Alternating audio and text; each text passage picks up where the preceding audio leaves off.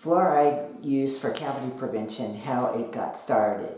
In 1901, a new dental graduate by the name of Dr. Fredrick McKay from the East Coast came to Colorado Springs, Colorado, and he immediately noticed a dark brown molted stain on the teeth. He also observed from his practice that the people who had this staining did not have any cavities.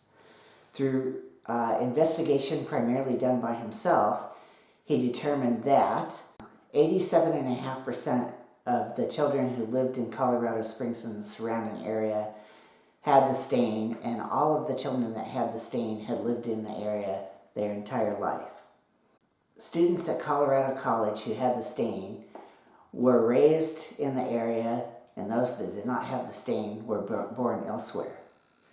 From fellow dentists, he learned that some other areas also were affected with the identical stain.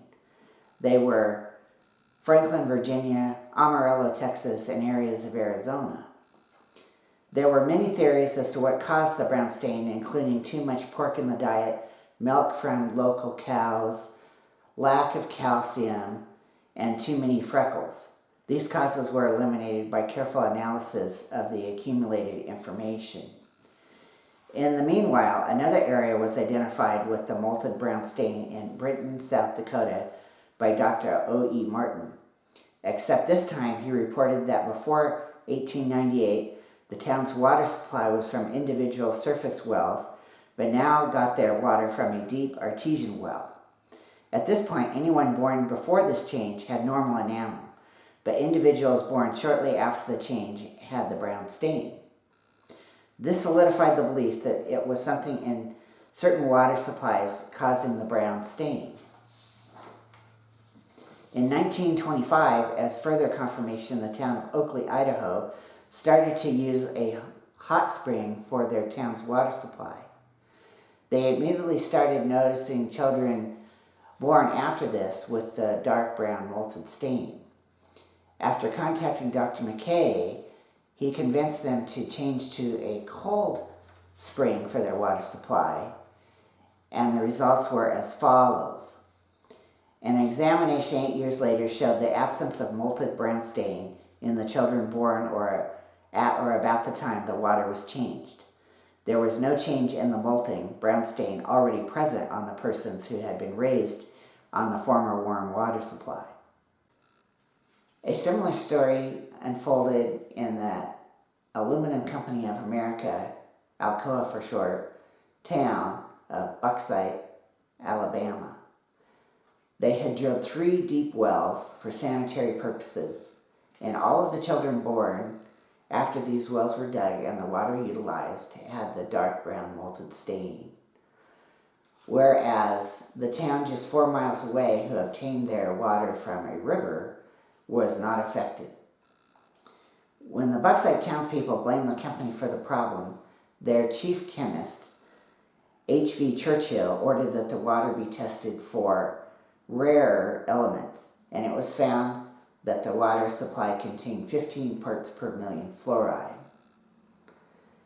Churchill asked McKay to send water samples from other affected areas, and he found that fluoride concentrations ranged from 2 to 13 part per million. The mystery had been solved, and Alcoa could not be blamed. Further, the water supply of Bauxite, Arkansas was switched, and after the switch, the dark brown molted stain went away, and the cavities came back. The United States Public Health Service appointed Dr. H. Tinley Dean to determine the level of fluoride that started to blemish the teeth.